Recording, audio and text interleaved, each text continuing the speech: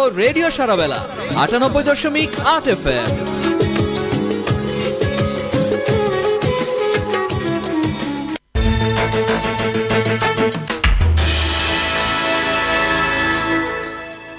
আজ রোববার ২৬ আশ্বিন ১৪২৭ বঙ্গাব্দ, ১১ অক্টোবর ২০২০ খ্রিস্টাব্দ এবং ২৩ সফর ১৪৪২ হিজরি।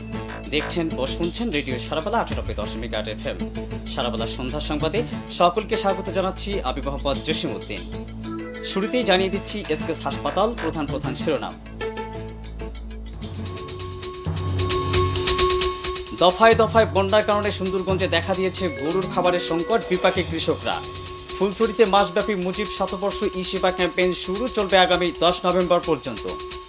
দেশে করোনায় একদিনের ব্যবধানে ২৪ জনের মৃত্যু, নতুন শনাক্ত ১,১৯৩ জন। গাইবান্ধায় কোয়ারেন্টিনে যুক্ত হয়েছেন ৮ জন। পদ্মা সেতুর উপর বসানো হলো ৩২তম স্প্যান, সেতুর অবকাঠামোর দৈর্ঘ্য দাঁড়ালো ৪,৮০০ মিটার। এবং উয়েফা নেশনস লিগে ফ্রান্সের মুখোমুখি বর্তমান চ্যাম্পিয়ন পর্তুগাল, ইতালির প্রতিপক্ষ পোল্যান্ড।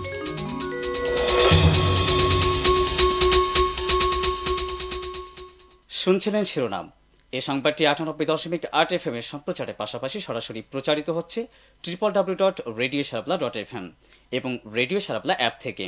এছাড়া দেখতে পাচ্ছেন আমাদের একমাত্র অফিসিয়াল ফেসবুক পেজ ও ইউটিউব চ্যানেল রেডিও সারাবলা ৯৮.৮ FM এ। দফায় দফায় অবিরাম বর্ষণ আর উজান থেকে নেমে আসা ঢলে সুন্দরগঞ্জের উপর দিয়ে প্রবাহিত নদীর বন্যায় গরুর খাবারের সংকট দেখা দিয়েছে।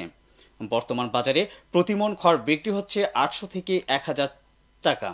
এছাড়া প্রতি ১০০ আটি বিক্রি হচ্ছে ১,২০০ থেকে ১,০০৪ টাকা, যার কারণে গরু নিয়ে বিপাকে পড়েছে কৃষকরা। খাদ্য যোগান দিতে না পারায় গরু বিক্রি করে দিতে বাধ্য হচ্ছেন অনেকে। এদিকে বন্যায় ক্ষতিগ্রস্ত কৃষকদের মাঝে উপজেলা পরিষদ থেকে এ পর্যন্ত ২,৭৬,০০০ টাকার গোখাদ্য বিতরণ করা হয়েছে বলে জানিয়েছেন উপজেলা প্রাণী সম্পদ অফিসার ফজলুল করিম।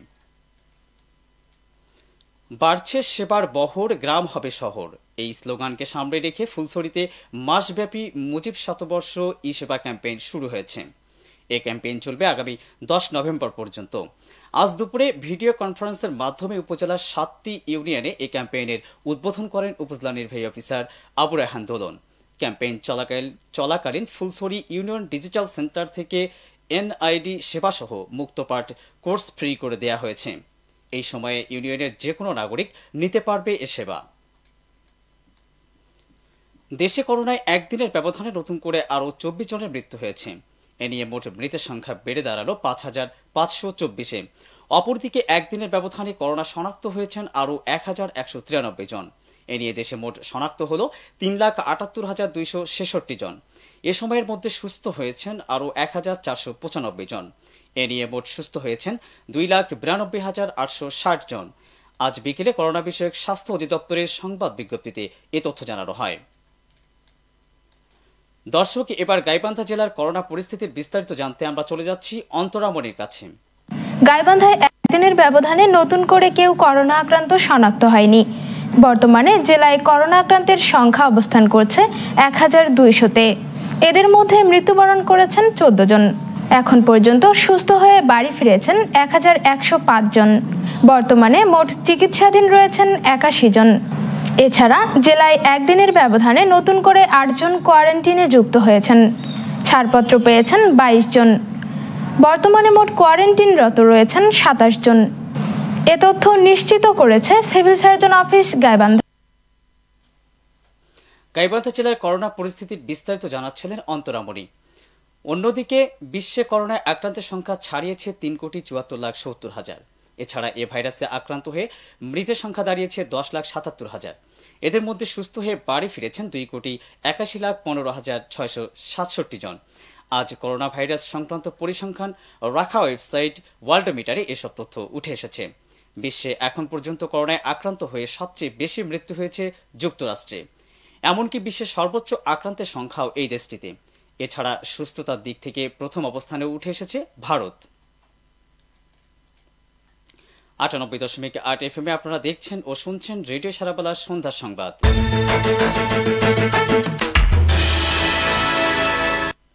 পদ্মা সেতুর উপর বসানো হয়েছে ৩২তম স্প্যান।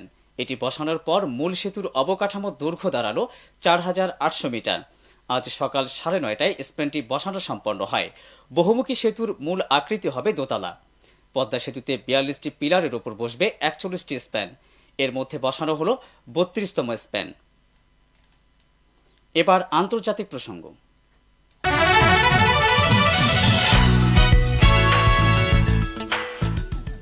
যুদ্ধবিরতিতে সম্মত হওয়ার পরেও আজারবাইজানের পশ্চিমাঞ্চলের গাঞ্জা শহরে আবাসিক ভবনে রকেট হামলা হয়েছে। এ ঘটনায় ধ্বংসস্তূপের মধ্যে থেকে 5 জনের মরদেহ উদ্ধার করা হয়েছে। আহত হয়েছেন বেশ কয়েকজন। এই শহরে আর্মেনিয়া থেকে শেল নিক্ষেপ করা হয়েছে বলে আজ এ তথ্য জানিয়েছে আজারবাইজানের জরুরি পরিস্থিতি বিষয়ক মন্ত্রণালয়। আবারও গাইবান্ধা সংবাদ। Samsung smart plaza, TB road, Gaibandha.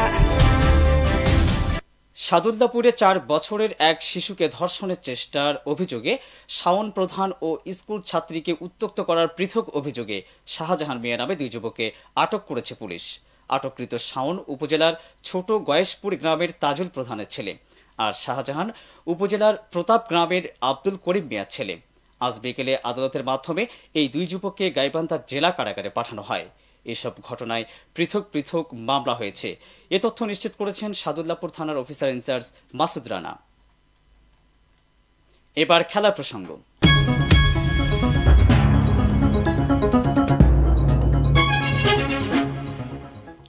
UEFA Nations লিগের বিগ ম্যাচে ফ্রান্সের মুখোমুখি হচ্ছে বর্তমান চ্যাম্পিয়ন পর্তুগাল।